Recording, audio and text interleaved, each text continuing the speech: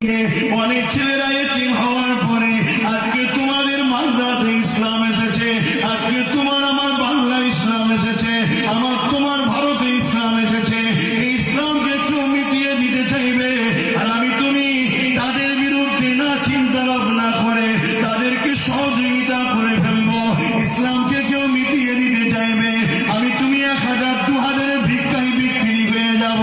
মনে রেখে দিও কিয়ামতটা বড় কঠিন হবে, যেদিনেতে মাথা রাখবে না ইখতিলাফাত উপরে আল্লাহ সূর্যকে নামিয়ে দেবে, মারুফুল তাপকে আল্লাহ বাড়িয়ে দেবে। বর্তমান সূর্য কোটি কোটি মাইল দূরে রয়েছে, এই সূর্যের তাপেতে তোমার আমার গরমে সহ্য করতে পারা যায় না।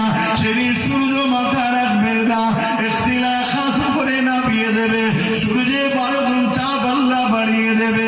মানুষের মাথার ক্ষীণগুলো গলে গলে গলে নাক দিয়ে জোরে জোরে পড়তে লাগবে। আমার আম্মা জানেরা, আমার আব্বা জানেরা, ভাইয়েরা বোনেরা, বাঁচাবার চেষ্টা করছি তাই বুঝাচ্ছি, শুনে রেখে না। ওই দিনেতে এমন বাপ পাওয়া যাবে নিজের ছেলেকে জমিনে শুইয়ে দিয়ে তার বুকের উপরে পা দিয়ে দাঁড়িয়ে যাবে। ওই দিনেতে এমন মা পাওয়া যাবে নিজের মেয়েকে জমিনে শুইয়ে দিয়ে তার বুকের উপরে পা দিয়ে দাঁড়িয়ে যাবে। ওই দিনেতে এমন ছেলে মেয়ে পাওয়া যাবে নিজের বাপ মাকে জমিনে শুইয়ে দিয়ে তার বুকের উপরে পা দিয়ে দাঁড়িয়ে যাবে। এ যুবকেরা মন দিয়ে শুনে রেখে নাও গো, সাহাবা হুজুররা কাঁদতে লাগলে, ইয়া রাসূলুল্লাহ হাবিবাল্লাহ এইরকমটা কেন হবে? আল্লাহ নবী জানিয়ে দিলে সূর্যের তাপেতে লোহা যেমন আগুন দিলে পুড়ে পুড়ে লাল হয়ে যায়, ওই জমিনটা লাল হয়ে যাবে, জমিনে মানুষ দাঁড়াতে পারবে না। এ যুবকেরা, তরুণীরা, বাপেরা, ওই দিনকে ভয় করো, ওই দিনের কথা স্মরণ করো। আর 1000 পেয়ে কোন ইসলাম বিদ্বেষীকে সাথ দিয়ে দিলে, 2000 পেয়ে ইসলামের দুশ্মনকে শক্তিশালী করে দিলে, সে তোমার সাহায্য নিয়ে ক্ষমতায় এসে আমার মসজিদ মাদ্রাসা কাপকে মিটাতে লেগেছে। মনে রেখে দিও, এই দিনে তোমার কিন্তু হিসাব নিকাশটা হবে। কবে হবে তুমি চিন্তা করছো?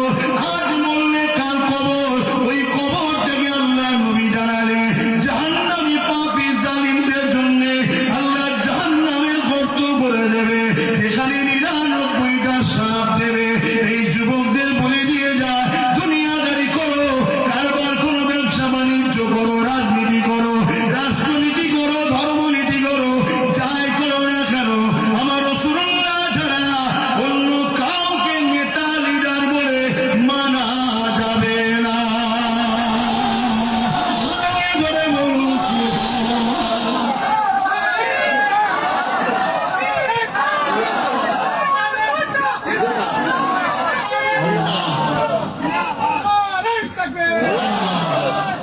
আল্লাহর রাস্তে বলেছি, যুবক খেটে খাও, চেটে নয়, মেহনত করে খাও, হালাল খাও। রিজিকের মালিক আল্লাহ, আল্লাহর কাছে চাও, রুকুতে সিজদাতে পড়ে চাও।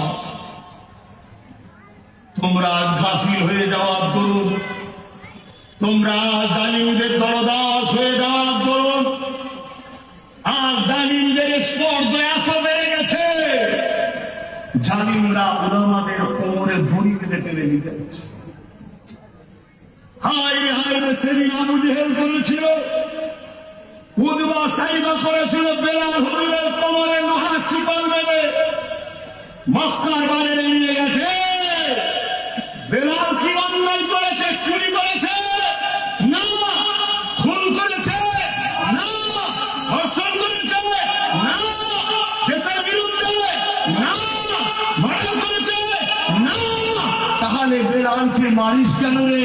বেলালের কোমরে রশি শিকল বেঁধেছিস কেন রে? না, বেলাল মুহাম্মদ রাসূলের গোলামি শুরু করেছে তাই।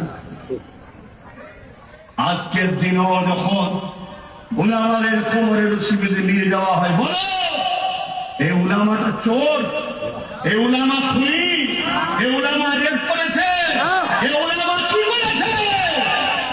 না, এই উলামা আজকের দিনে নবী বংশের আওলাদদের পাশে সাথ দিয়ে গরিব দুঃখী অসহায় হয়ে সাথ দিবার জন্য অঙ্গীকার করেছে, তাই তাকে ফাঁসানো হচ্ছে। কিন্তু আমার জাত আপনাদের সবাইকে তো বুঝতে হবে, আপনাদের তো বুঝতে হবে যারা এই অন্যায় করছে তাদের হাতে তো ক্ষমতা আমরাই তুলে দিচ্ছি। হায় হায় হায় হায়, আল্লাহর কাছে জবাব দিতে হবে।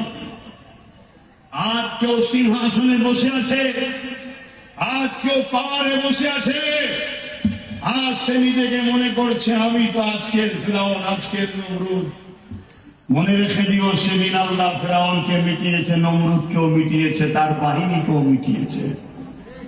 অন্যায় যদি হয়, জুলুম যদি হয়, মজলুমের হাই, মজলুমের বদদুয়া, মজলুমের অভিশাপ আল্লাহ দরবারে কবুল হয়। দেরি হয় ঠিকই, কিন্তু আল্লাহ টাইম মতো যখন শাস্তি দেয়, শুধু যে অন্যায় করেছে তাকে নয়, তার সাথী সঙ্গী সবাইকে নীল নদে ডুবিয়ে মেরেছে না মানে। নমরুদ বাহিনীকে টোটাল শেষ করেছে না করেছে? তোমরা কি আজকের ফেরাউন জালিমদের বাহিনী হতে চাইছো? একটু মন দিয়ে বোঝো আমার আব্বা, একটু মন দিয়ে বোঝে। নামাজ রোজা দাড়ি টুপি সব থাকার পরও ৭২ দল জাহান্নামে যাবে নবী না থাকার জন্য। আর নবী যার দিলে আছে, নবীর ওয়ারিসদের জন্য তার দিল কাঁদবে। আর নবীর ওয়ারিস